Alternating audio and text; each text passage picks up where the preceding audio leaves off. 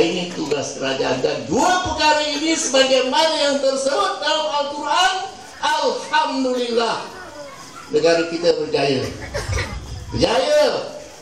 Nabi Yusuf tuan-tuan sebelum dilantik jadi pembesar negara Mesir, 7 tahun dia dah bersedia untuk menyediakan makanan yang secukupnya apabila berlaku musim kemarau. Dan alhamdulillah perkara itu dilakukan untuk memastikan rakyat di negara mereka supaya tidak kelaparan. Dan kita juga alhamdulillah berada dalam suasana rakyatnya selesa, mewah. Tuan-tuan, saya banyak merantau ataupun melawat ke negara-negara lain. Satu masa saya bertemu satu orang, dia pakai songkok. Saya ingat orang Indon, saya jumpa di Mekah. Dia tanya saya, cakap Arab, ente minin, awak dari mana? Saya kata Malaysia. Oh, dengar Malaysia, kata Indonesia macam ni. Lepas tu dia cakap Arab, Malaysia Masya Allah kal jannah, dia kata. Malaysia ni macam syurga, dia kata. Dia dah pergi Malaysia, ada pokok-pokok, ada air terjun, ada sungai, ada laut, macam-macam semua ada sebagaimana yang dalam Quran, macam di syurga. Habis saya tanya dia, habis negara kamu tak ada ke? Awak dari mana? Dia kata saya dari Libya. Negeri saya itu Sahara, padang pasir. Tuan-tuan, orang luar memang menganggap Malaysia ni macam syurga. Sebab itulah berduyun-duyun orang datang ke tempat kita. Yang Banglanya lah, Indonnya lah, Nepalnya lah, dah ada yang kita tak tahu bangsa pun. Semua kalau dibuka lah Malaysia ni, mungkin karang tuan-tuan, penuh orang di Malaysia ni. Itu pun ada juga orang yang tak bersyukur lagi, mengatakan negara kita ni tak betul lah, zalim lah, macam-macam lah. Tuan-tuan hadirin dan hadirat sekalian, alhamdulillah inilah Malaysia negara kita. Kita boleh mengadakan Maulid Rasul bagaimana malam ini. Kita baca berzandi, kita berselawat. Ini sebagai tanda ingatan atau sebagai tanda kasih sayang kita kepada Rasulullah sallallahu alaihi wasallam. Dan sebagai bagaimana kata yang Muhammad tadi, supaya kita bersyukur. La in syakartum la azidannakum. Kalau sekiranya kamu bersyukur, aku akan tambah, kata Allah. Kerana perkataan syukur itu ada nilai tambah dari Allah. Maknanya kalau kita bersyukur dengan keamanan, insya Allah keamanan akan datang lagi. Kalau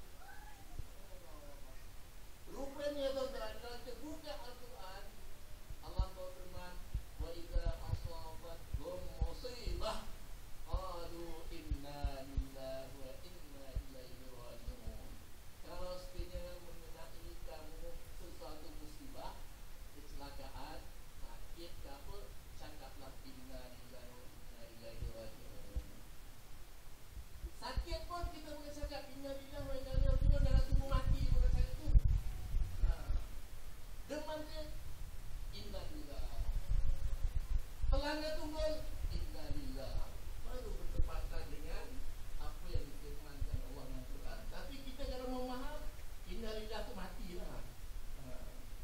Tengok Al-Quran. Kemudian tuan-tuan, lagi satu dalam surah Al-Kahfi Allah berfirman, wala taqulanna li syai'in inni fa'ilun dzalika wala illa an yasha Allah. Jangan kamu berkata sesuatu, besok aku akan buat begini kecualilah kalau diizinkan Allah. Maknanya apa-apa yang berlaku, apa-apa yang kita janji dengan orang, kita jangan mendahului takdir. Awak besok datang rumah saya, mesti ini tak kenal kan siapa ni? Oh, tak boleh. Kita kata insya Allah. Tapi tuan-tuan, kita orang Melayu kalau cakap insya Allah, pada dia macam tak tahu betul. Saya tanya, Yang Berhormat jangan tak datang. Insya Allah. Yang Berhormat jangan insya Allah. Insya Allah. Padahal dah betul itu jawapan tu. Dalam Quran kata kalau sesuatu jangan kamu cakap sesuatu aku besok buat di sini. Itu dah mendahului takdir. Misal orang kata besok pandai datang rumah saya. Okey saja. Datang malam tu dah palu, kita tak tahu. Cakap insya Allah. Itu yang betul. Jadi kadang-kadang kita ni silap memaham tu.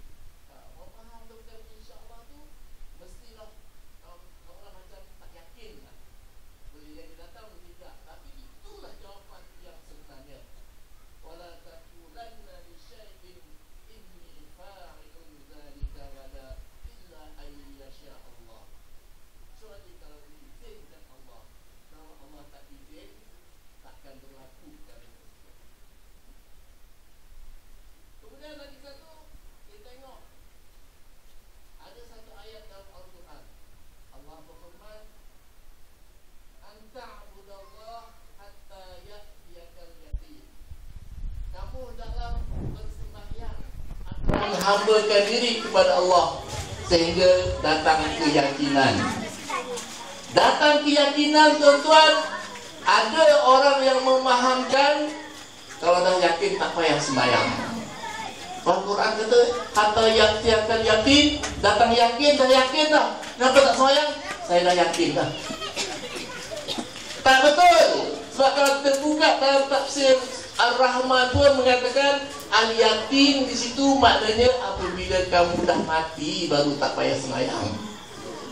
Yakin tu bukan yakin yang macam kita faham ni.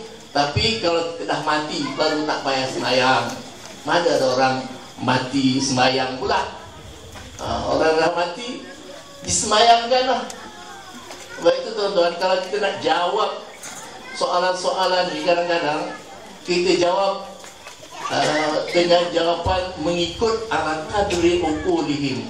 Orang yang bertanya tu macam mana?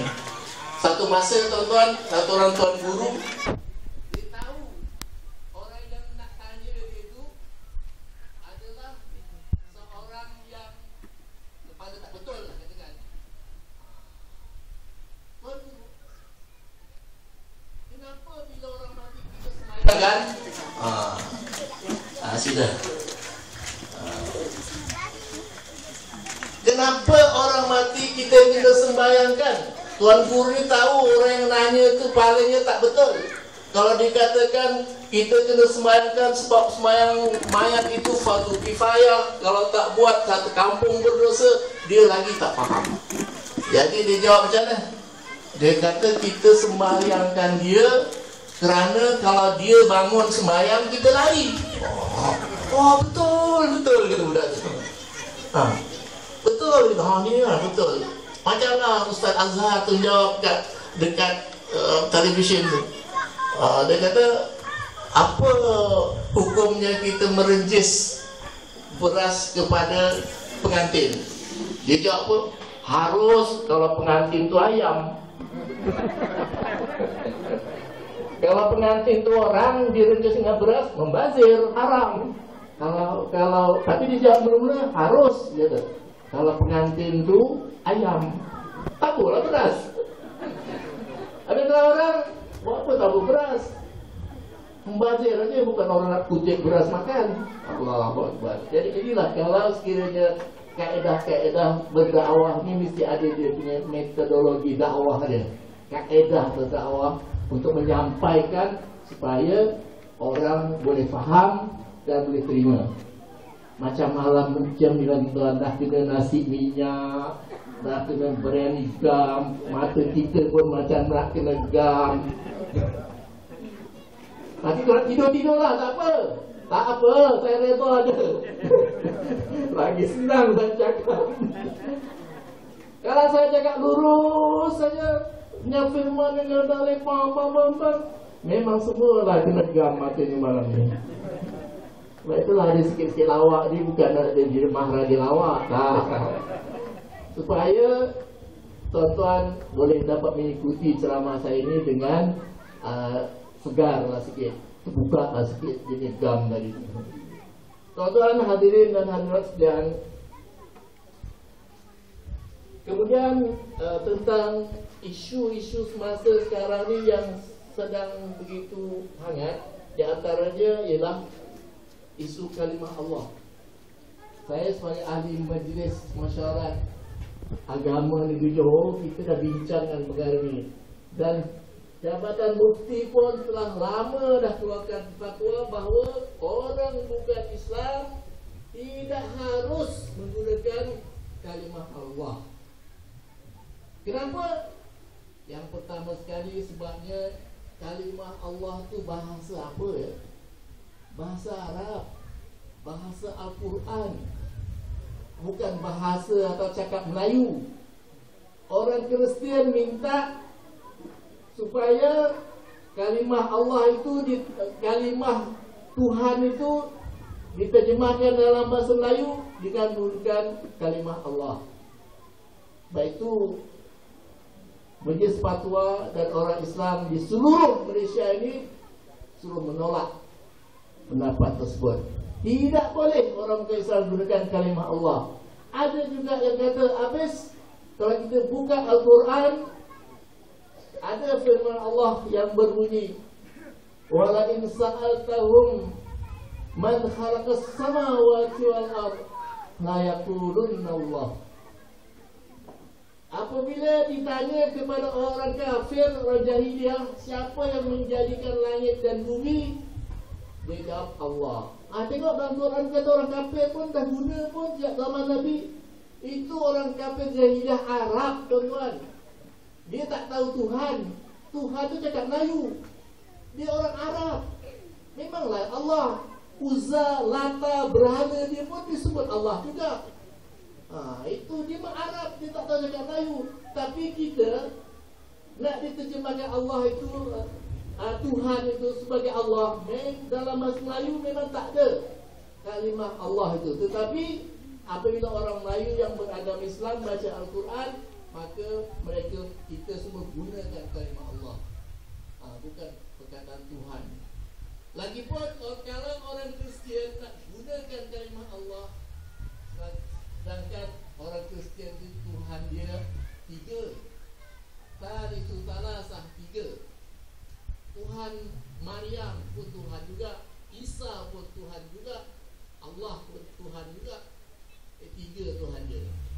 Sedangkan Tuhan kita satu, Qul huwallahu ahad. Allah itu satu, tak 2 dan tak 3. Jadi macam mana nak sama? Kalau kita biarkan orang-orang Kristian atau Yahudi guna perkataan Allah, besok anak-anak kita keliru. Kita pun mungkin keliru. Tengok dia sama je. Dalam kitab Kristian pun Allah juga. Dalam kitab kita pun Quran Allah juga. Samalah. Bila kita kata sama Allah yang disebut oleh Kristian dengan Allah kita, dia syirik kita. Sebab Tuhannya 3, Tuhan kita satu. Dan banyaklah lagi tuan-tuan hujah-hujah kenapa kita menolak bahawa kalimah Allah itu tidak boleh digunakan, kecuali lah orang Islam saja yang boleh gunakan, terutama di Indonesia. Dan orang-orang Kristian, kalau di Amerika dia lain disebut God. Oh my God, gitu. Tuhan. Tak sebut Allah. Kalau di Bali lain pula, kalau di lain tempat lain sebutan dia. Jadi kat Malaysia pula orang nak diterjemahkan Bible dalam bahasa Melayu tak guna perkataan Allah. Apa pula dari mana datangnya?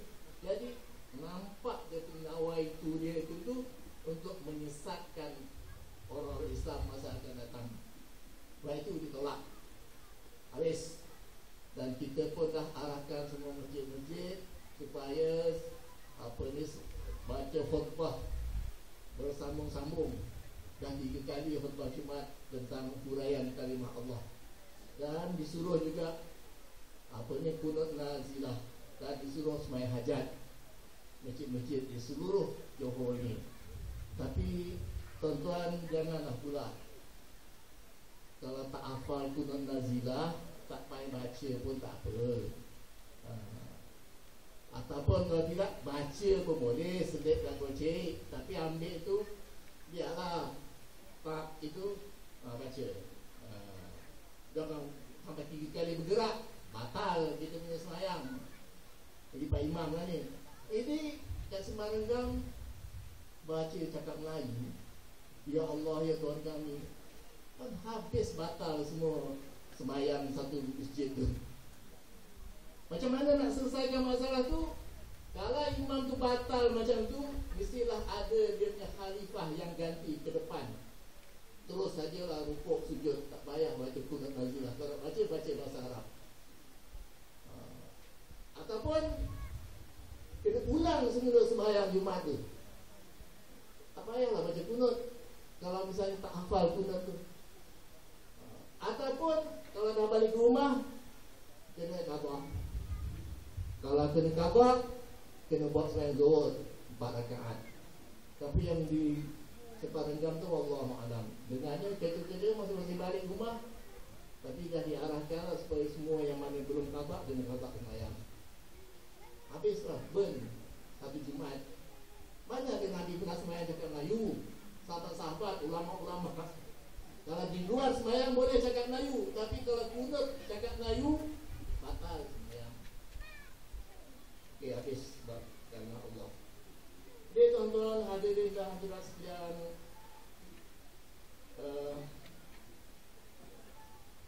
dalam Al-Quran Allah berfirman, Al-Hasanat yudhibnas sayiat. Kebaikan-kebaikan yang kita buat ini adalah menghapuskan kejahatan. Kalau kita tengok tulisan Al-Hasanat, huruf dia sikit, Hasin Nun Te. Nun tu dicolek ke atas, maknanya panjang, baca 2 harakat. Hasanat yudhibnas sayiat, sehingga Allah ada alif te. Kenapa sayiat itu atau kejahatan tulisannya banyak? Sepatutnya sama. Hasanat dengan sayiat itu saja hurufnya sama. Tak sama rupanya. Kalau kita tengok tafsir-tafsir Al-Quran dan sebagainya, hikmah-hikmah, dia kata sedikit kebaikan itu boleh menghapuskan banyak kejahatan. Dan itulah tulisan kebaikan itu sikit, hurufnya kejahatan itu banyak.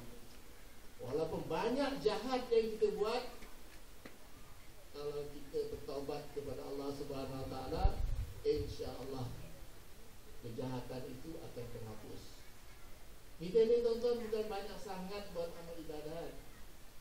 Kalau kira semayang kita satu hari satu malam ada 24 jam, tak berapa minit saja kita semayang. Itu kalau yang sembahyang cukup 5 waktu. Kalau satu waktu 10 minit, 5 waktu boleh 50 minit, tak sampai 1 jam. Ada 23 jam lagi yang kita tak tahu buat apa. Kalau dikira-kira, kalau umur kita 60 tahun, 70 tahun, sebahagian masa yang panjang yang kita gunakan tidur. Umur 60 tahun kita tidur 20 tahun dah. Itu tak masuk yang tidur siang, tidur tengah ceramah, tak masuk. Banyak masa kita habis tidur. Morok. Orang banyak kata guring.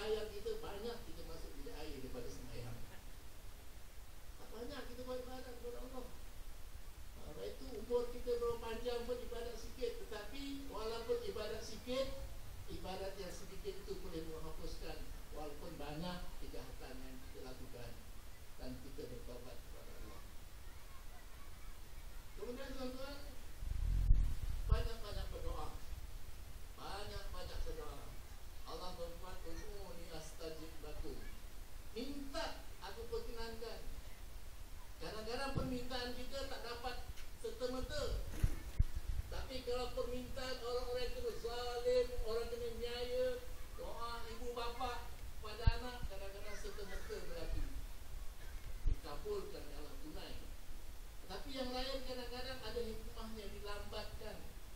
Kadang-kadang dah 5-6 tahun berdoa tak dapat juga. Minta kaya, tak kaya. Yang dapat anak aja, 12 anak. Rupanya Tuhan ganti tuan-tuan dengan anak. Tapi bila dah umur anak dah besar-besar, semuanya bekerja, bagi mak bapak dia duit, bapak dia jadi kaya. Tuhan ganti. Kadang-kadang ada yang tak dapat di dunia, di akhirat. Tengok banyak pahala. Dari mana ni ya Allah? Itulah doa yang kamu minta, tapi aku tak tunaikan di dunia, aku simpan untuk akhirat. Doa yang banyak, minta banyak-banyak, insya-Allah. Wala Allah berfirman, "Idza sa'alaka 'ibadi anni fa inni qarib." Aku hampir, aku jawab. Kalau kita minta masa kita senang, doa, ya Allah, mudah-mudahan aku dalam keadaan sejahtera, aman, bahagia. Masa kita susah, Allah jawab. Allah akan bagi kita kesenangan. Kita minta dalam keadaan kita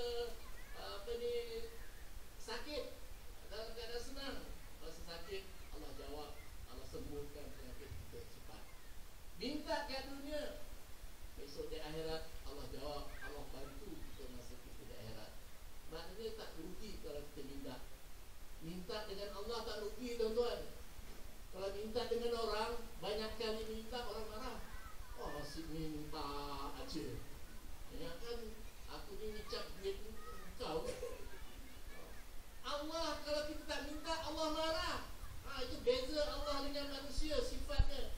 Manusia makin kita minta, dia makin marah. Allah makin kita minta, Allah makin suka. Kita minta banyak-banyak. Bukannya kena bayar pun minta. Doa kena bayar ke? Tak kena bayar tuan-tuan. Kemudian tuan-tuan,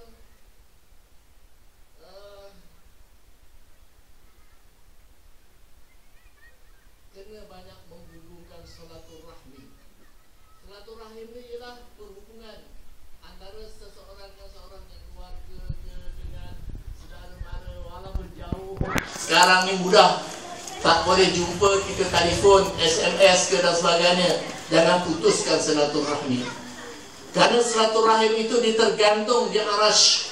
Siapa yang memohon, yang memutuskan silaturahim, Allah akan putuskan hubungannya dengan kita. Susah kita. Siapa yang menghubungkan silaturahmi, Allah akan hubungkan antara Allah dengan kita. Malahan kalau siapa yang selalu menghubungkan silaturahim, umur panjang. Kalau umurnya tak panjang pun berkat. Maknanya walau umur sikit, tapi banyak jasa yang ditinggalkan. Satu masa tuan-tuan, Nabi Daud alaihissalam diberitahu oleh malaikat maut. Dia kata, orang ini, dia kata, yang depan kau ni umurnya cuma tinggal 3 hari je lagi. Ya ke? Kata, maka iyalah aku yang tengah cabut nyawa. Lepas 3 hari dia tengok orang tu ada lagi. Sorry, malaikat Israel kata dia 3 hari lagi mati. Kenapa masih ada? Jadi Nabi Daud tanya dengan malaikat Israel, kamu kata orang tu 3 hari lagi mati, tapi masih hidup lagi. Dia kata selepas dia keluar daripada majlis Tuan hamba tempoh hari, dia telah menghubungkan silaturahmi, berbaik-baik dengan orang. Allah tambah lagi umurnya, dia 3 hari jadi 30 tahun lagi. Masya Allah. Ada pula cerita lain. Satu orang tu bila diberitahu umurnya cuma tinggal lagi sebulan lah misalnya. Tak, umurnya ada lagi 20 tahun. 20 tahun. Tiba-tiba lepas 2 bulan mati. Tanya pada malaikat maut, pasal apa dia tu? Kalau ikut Tuan hamba cakap tadi, ada lagi 20 tahun. Kenapa 2 bulan dia dah padu? Jadi malaikat maut kata, orang itu walaupun pada mulanya umurnya 20 tahun, tetapi dia suka bergaduh. Suka bergaduh, suka ngata orang, suka berkelahi. Allah pendekkan umurnya jadi 2 bulan aja. Jadi kenalah berhubung silaturahmi antara saudara, berbaik-baik antara satu sama lain. Jangan bergaduh, jangan memutuskan tadi silaturahmi. Pendek umur. Ini cerita dalam kitab ni semua saya ambil. Kalau nak panjang umur, baik-baiklah dengan semua orang. Tuan-tuan hadirin dan hadirat sekalian, kemudian banyak-banyak berzikir. Zikir itu ialah afdalul zikri la ilaha illallah.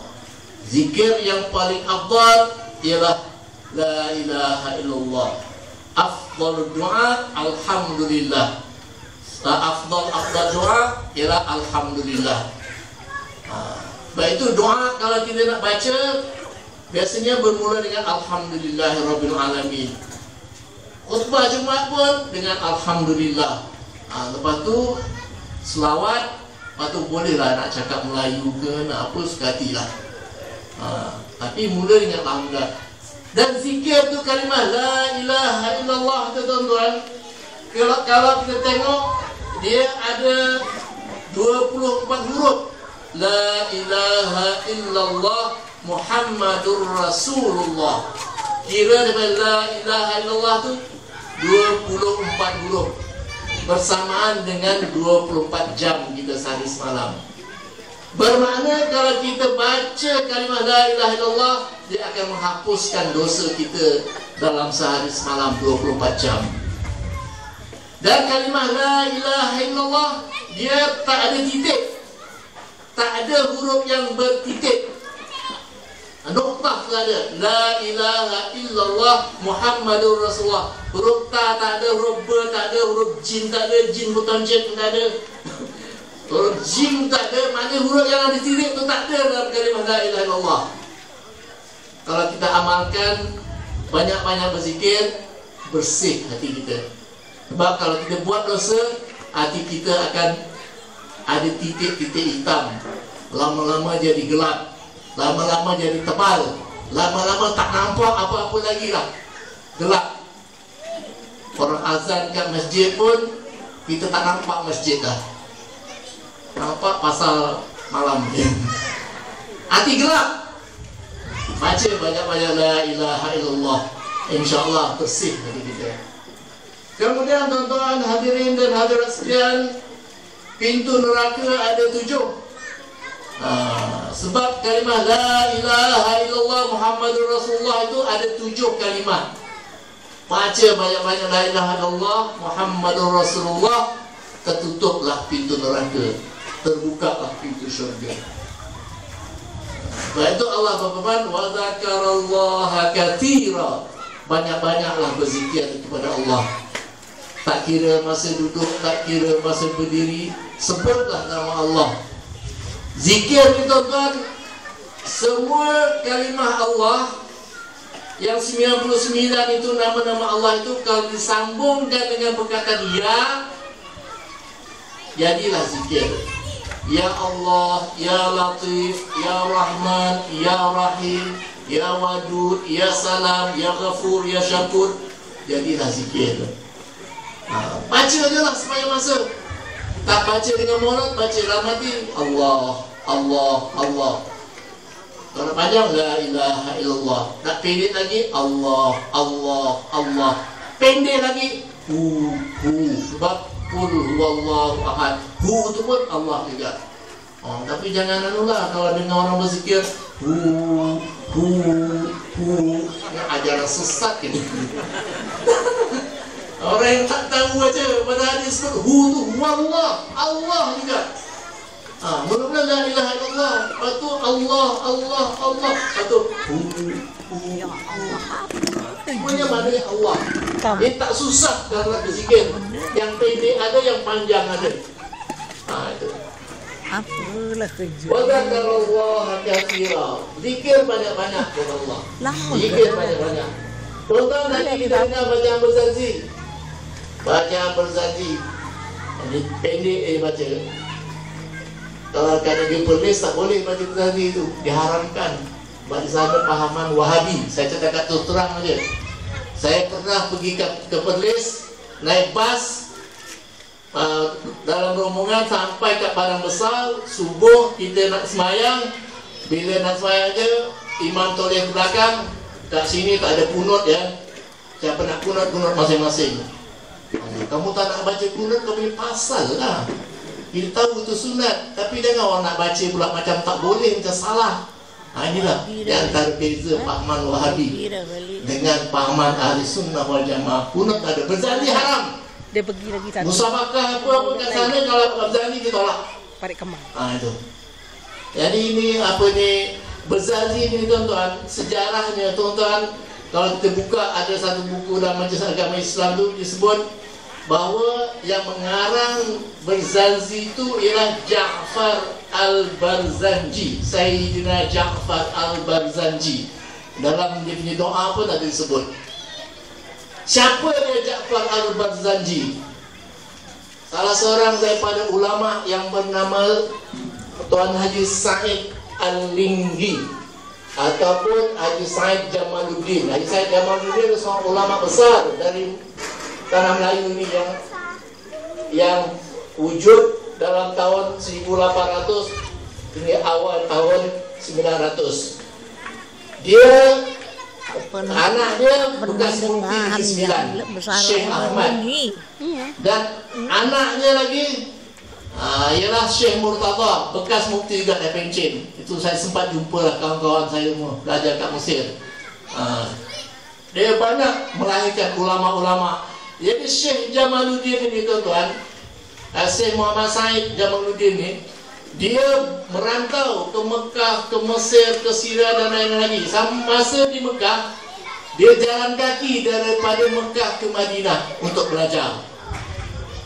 Sampai di Madinah, dia berjumpa lah dengan Ja'far Al-Barzanji ni. Dia seorang ahli sunnah wal jamaah. Ahli sunnah wal jamaah. Dia belajar fiqh dengan Ja'far Al-Barzanji. Dan Ja'far Al-Barzanji ni pada masa itu dia mufti Madinah dalam tahun 1800 akhir. Seorang ulama besar, dan dia mengarang berzanji itu dapat pengiktirafan yang sangat hebat. Dia mengandungi nazam-nazam, mengandungi kasidah-kasidah, memuji Rasul, sejarah Rasul. Jadi macam mana ada orang kata bahawa kitab pegang itu tak boleh pakai? Yang ngarang tu mufti. Pada pendapat saya lah macam ni lah. Sebab apabila lahir mazhab Wahab, Muhammad Abdul Wahab atau Wahabi itu di Mekah dan di Madinah itu, dia memang anti kepada sebahagian daripada Ahli Sunnah wal Jamaah, mazhab Syafi'i dan sebagainya. Bila yang mengarang ni bukan orang Wahabi, semuanya dia kata bid'ah. Berzani semua bid'ah. Atau pergi tak jauh, pergi Perlis je. Kalau kat Mekah ke bawah, dia nampak dia campak tong sampah je. Jadi tuan-tuan, kadang-kadang banyaklah masa sekarang ini benda-benda dikatakan bid'ah itu bertahlil pun dikata bid'ah. Alhamdulillah lah mana kita terus bertahlil. Sedangkan kita tahu setiap hari Jumaat Pak Imam akan baca doa ni, Rabbana ighfir lana wal ikhwanina alladhina sabaquna bil iman. Ya Allah, ampunilah aku dan ampunilah kepada orang-orang yang terdahulu, orang-orang yang dah mati. Yang dahulu tu dah mati lah tu, bil iman, dengan iman. Jadi kalau sekiranya doa atau tahlil kepada orang yang dah mati tak boleh, kenapa ada tulisan Quran suruh doakan orang mati? Kalau ada tuan-tuan, siapa-siapa lah kata dah tak payah tahlil, tak payah doa tu, cakap dengan dia, besok kalau lu mati saya tak mau sembahyangkan sama lu lah. Apa pasal? Pasal awak kata tak boleh doa orang mati. Kan orang mati itu kita baca Allah maghfirlahu warhamhu itu doa. Jadi orang mati besok tak payah sembahyang. Padan muka dia. Ada satu orang kita kenakan macam itu, jangan situ lah, kalau aku mati mesti disembahyangkan juga, dia kata. Kalau sembahyangkan apa salah orang baca tahlil tak boleh ke? Dia doa. Dalam kita sembahyang mayat tu ada doa wajib dibaca. Kalau tak baca tak sah dia punya sembahyang mayat. menunjukkan bahawa tak salah, malah dituntut dalam waktu-waktu yang tertentu orang hidup mendoakan orang-orang yang dah mati. Tuan-tuan, orang dah mati ni tuan-tuan sangat-sangat mengharap anak cucu dia doakan dia, bacakan Yasin. Faqra'u Yasin ala mautakum. Bacalah Yasin kepada orang yang dah mati, orang yang nak mati atau yang dah mati. Baca Yasin, kata Nabi. Sebab Yasin itu banyak dia punya fadilat-fadilatnya. Jadi tuan-tuan hadirin yang dirahmati Allah, kemudian kita bawa lagi ayat-ayat lain. Allah berfirman, wa ja'alakumus sam'a wal absara wal af'idah. Aku jadikan pendengaran, aku jadikan penglihatan, kemudian aku jadikan hati, afidah. Kenapa Tuhan sebut pendengaran dulu, baru penglihatan, baru hati? Tuan-tuan, cuba kalau kita tengok orang yang tidur, mana yang dulu jaga? Ataupun orang yang tidur, mana dulu tidur? Mata ke telinga? Kalau kita amati, memang telinga yang dulu sadar. Mata belum buka lagi, telinga dah dengar bunyi burung, bunyi ayam dan sebagainya. Pendengaran. Sebab itu Allah berfirman, wa ja'ala lakumul as-sam'a wal absara wal af'idah. Aku jadikan kamu pendengaran, kemudian penglihatan. Sebab orang buta dia tak nampak pun, tapi dia jaga sebab telinga dia dengar. Barulah kita boleh berfikir ikut hati kita, oh boleh kenal orang ini, sekolah. Kemudian tuan-tuan, Allah berfirman lagi, al-mal wal banuna zinatul hayatid dunya wal baqiyatus salihat khairun inda rabbihim wa khairun amala. Surah Al-Kahfi. Allah kata, anak, harta dulu, al-mal dulu, wal banun, baru anak-anak, zinatul hayati dunia, adalah perhiasan di dunia. Tapi yang kekal, al-baqiyat as-salihat, yang salih, yang beramal baik, itu lebih baik di sisi Allah. Dan itulah yang sepatutnya menjadi cita-cita kepada kita semua. Wa khairun amala, sebaik-baik cita-cita untuk mendapat anak-anak yang salih dan salihah. Soal, kenapa didulukan al-mal, baru bangun, harta dulu, baru anak? Kerana tuan-tuan, kalau ikut tafsir itu mengatakan orang yang ada harta, kalau tak ada anak pun dia boleh hidup dalam keadaan selesa. Dia boleh bergaji, dia boleh bawa rumah, dia boleh beri kereta, dia boleh berzakat, macam-macam dia boleh buat. Tapi kalau ada anak, tak ada harta, susah masuk TV3. Sebab itu didulukan ayat ini, al-mal dulu, penting harta dulu, baru anak-anak. Dalam ayat ini kata harta dulu. Kalau boleh memang dua-dua tak banyak harta, banyak anak, banyak bini pula. Banyak harta, banyak anak. Nak banyak anak ya banyak isteri juga. Tapi tak semualah orang mampu. Kalau mampu jalan lah. Yang tak mampu ya diam-diam aja lah. Cakap tak apa. Oh cakap pun tak boleh. Wah macam mana? Cakap pun tak boleh. Cakap boleh lah kan. Tapi buat fikir 10 kali. Itu harta dulu, baru anak-anak. Tuan-tuan hadirin dan hadirat sekalian, kemudian saya bawa ayat terakhir lah dalam surah Yasin ya. Dalam surah Yasin ada banyak hikmat tuan-tuan. Kalau kita baca surah Yasin, menguatkan iman. Dan kalau orang nak mati tu, kalau misalnya dia dengar Yasin, dia faham sikit-sikit makna dia, InsyaAllah dia maknanya dia dapat ikut, nanti ingat dia tentang ilmu tauhid dan sebagainya.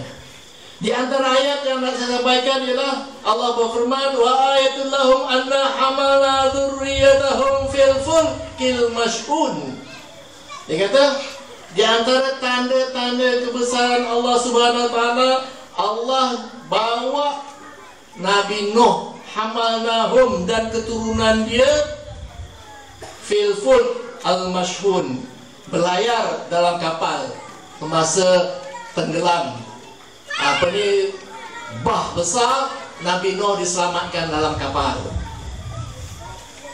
Wa khalaqna lahum min mithlihi ma yarkabun, dan kami ciptakan mereka berbagai jenis-jenis kenderaan. Mula-mula sebut kapal Nabi Nuh, tapi hari ini manusia dah buat macam-macam kapal. Kapal selam, kapal terbang, kapal macam-macam kapal. Macam-macam kapal. Ini asalnya isyarat dalam Quran kapal Nabi Nuh. Dan Allah jadikan rezeki sama ada di darat, di laut, semuanya untuk manusia ni. Tuan-tuan, mungkin dulu kita berfikir rezeki yang ada di darat ni lah. Dulu tanam padi cukup makan. Nak kaya lagi, lepas tu jadikan getah, lepas tu ini sawit, lepas tu nak kaya lagi, tebang sawit, buat perumahan, macam-macam lah. Itu semua rezeki yang ada di darat, ada minyak, ada gas dan macam-macam lah. Dan di darat juga termasuk di udara. Kadang-kadang kita tak tergambar, tuan-tuan. Tapi Allah dah bagi isyarat pada kita 1000 tahun lebih bahawa di udara ni juga banyak rezeki. Burung tu dia terbang aja, lepas tu dibalik. Di bawah juga lah. Tapi yang di udara ni pun ada nilai sekarang. Orang yang terkaya di Malaysia ni, Ananda Krishna, telefon bimbit tu, kita bercakap, kita beli telefon, tapi kita kena bayar. Dia cukai, dia sampai jadi kaya raya. Dan orang Malaysia yang paling kaya sekarang dia punya rezeki dia kat udara sana, melalui udara, telefon bimbit kita. Dan hari ini mungkin satu masa besok bila udara semua dah tercemar, kita terpaksa cari satu bilik untuk bersihkan udara ni, kena bayar pula. Itu tak mustahil. Sebab isyarat-isyarat rezeki ni dah ada. Kalau di laut itu memanglah, di lautan yang banyak rezeki. Ikan yang kita cari tiap-tiap hari berkapal-kapal, tak pernah habis. Tak pernah habis. Ada je. Kalau ada pun musim tergujuk, ikan kurang. Orang kurang ke laut. Tapi tak pernah habis, tuan-tuan. Allah jadikan. Rupanya bukan ikan saja yang ada di laut. Ada permata lah, ada macam-macam lah galian dalam laut. Dan ada pula rumpai laut yang boleh ditanam, dijual ke negeri-negeri Jepun, Korea dan sebagainya. Rezeki Allah jadikan memang tak habis-habis. Kita jangan susahlah maknanya. Wala tulqu auladakum khasyata imlaq, Allah yarzuqukum wa iyyahum. Kamu yang bimbanglah, dia kata, hidup kat dunia ni takut tak makan, takut kemiskinan, tetapi Allah yang akan memberi rezeki kepada kamu semua.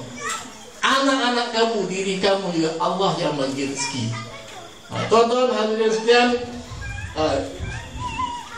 kemudian balik kita pada surah Yasin tadi, dengan kapal yang canggih-canggih yang dibuat oleh manusia pada hari ini, firman Allah, wa inna sya'nughriqhum, wa inna sya'nughriqhum, kalau kami nak tenggelamkan, walau macam mana canggih kapal pun dia akan tenggelam. Kapal terbang walau macam mana bijak ahli sains buat, kalau tuan nak jatuhkan, dia akan jatuh. Tak kira lah. Pernah kita dengar orang pergi haji, satu kapal jatuh. Maknanya kalau kita tengok, memanglah inilah tanda kekuasaan Allah.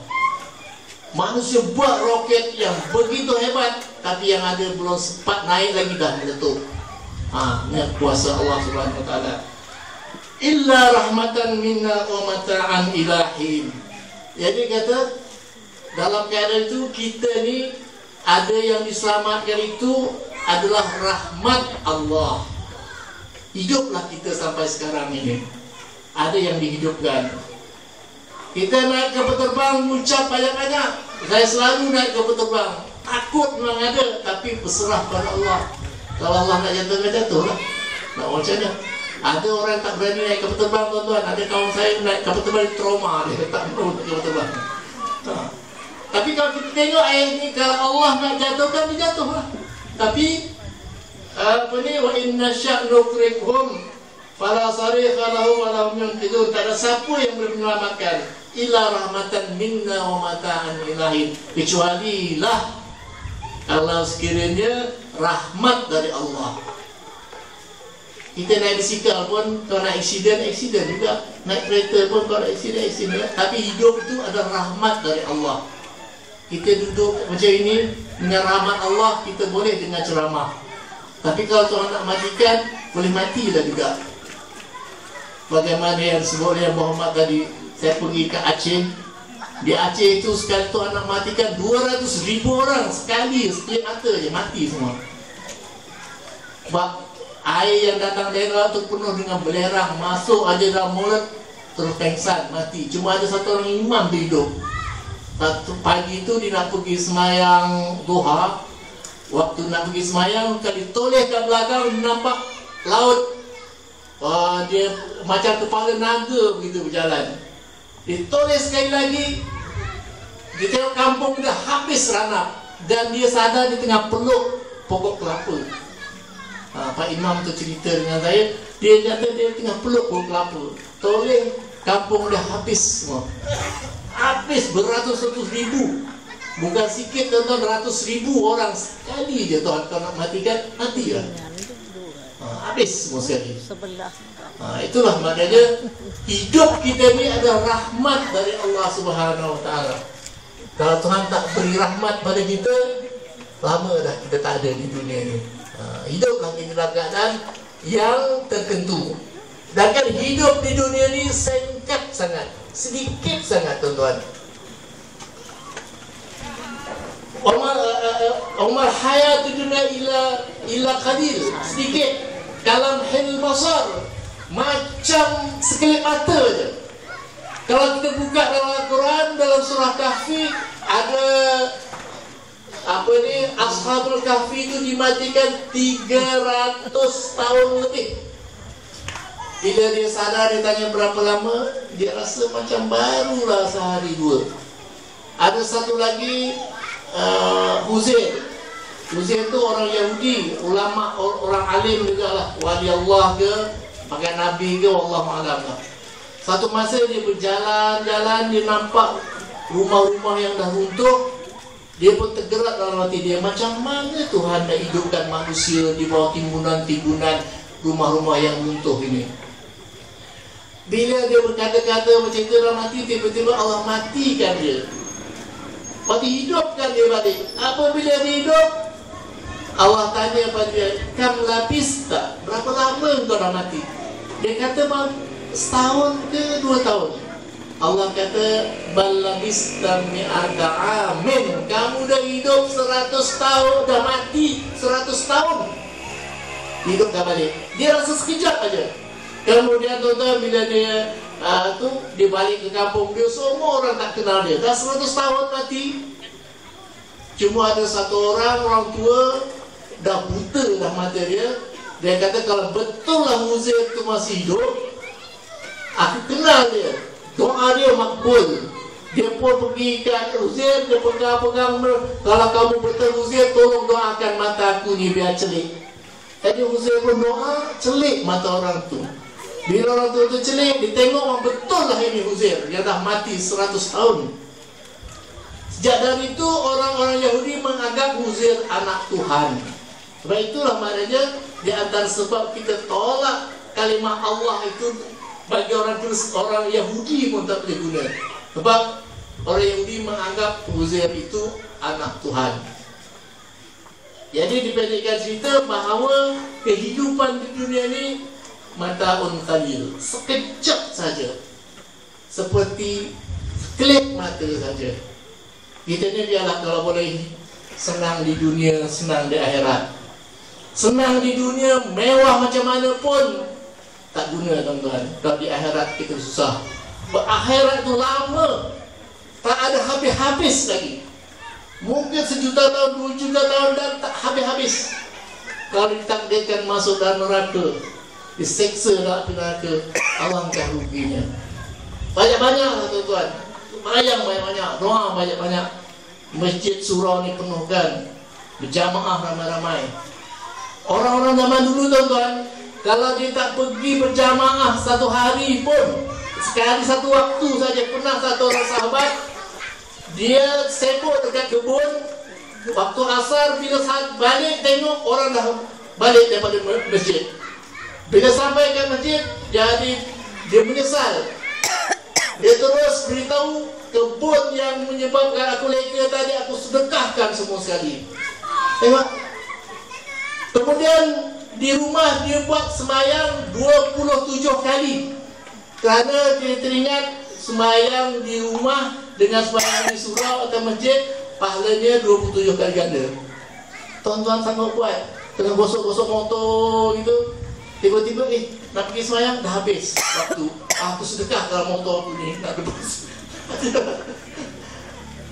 Maknanya begitu besar pahalanya.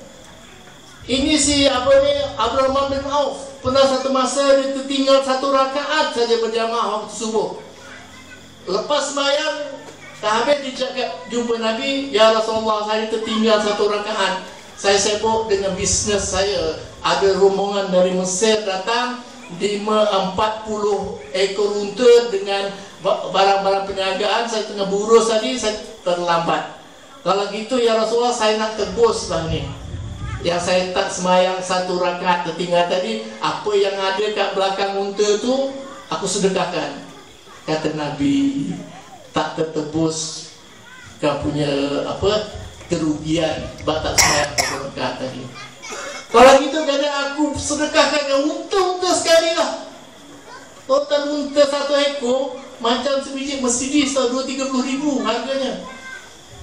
Sedekah semua. Kata Nabi, itu pun tak boleh tebus. Tak sama dengan kerugian yang kamu tinggal sebab tak semayang berjamaah 1 waktu tadi. Berjamaah ni tuan-tuan wajib fardu kifayah. Zuhur, asar, maghrib, isyak, subuh. Kalau ada surau ni tak diisi sampai tak sembahyang berjamaah, satu kampung berdosa. Waliyahzubillah min dzalik. Tapi bukan kat sini lah, tempat lain lah, yang kat Afrika sana. Tak boleh tinggal. Sebab dimarahkan masjid di tangga orang beriman. Tuan-tuan besok masa nak meniti siratal mustaqim, dalam keadaan orang dah ketakutan, nak meniti titik siratal mustaqim, di bawahnya api neraka. Berkatalah kepada malaikat Jibril, kenapa kamu tak nyebrang lagi? Kami takut jatuh. Jadi kata Jibril, kamu kalau nak nyebrang laut, kamu naik apa? Kami naik kapal atau sampan. Lepas tu didatangkanlah kapal-kapal. Apa kapal tuan-tuan? Masjid-masjid atau surau-surau yang dia pernah sembahyang kat dunia. Jadi kapal, naiklah dia menyeberang siratal mustaqim. Selamatlah dia. Itu mana kelebihan. Kalau jumpa masjid, jumpa surau, sembahyanglah. Kalau pergi Kuala Lumpur tu, berhentilah di mana-mana, sembahyang.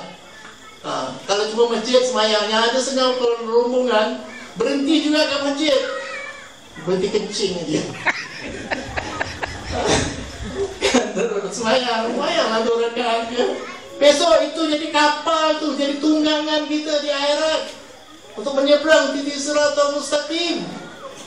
Tuan-tuan, hadirin dan hadirat sekalian, itulah di antara pesanan-pesanan yang saya dapat sampaikan pada malam ini. Mudah-mudahanlah apa yang saya sampaikan ini dapat jadi ingatan kepada diri saya dan kepada diri tuan-tuan semua. Mudah-mudahan dapat mengambil sedikit sebanyak faedah daripada apa yang saya sampaikan. Kalau yang baik itu datangnya dari Allah.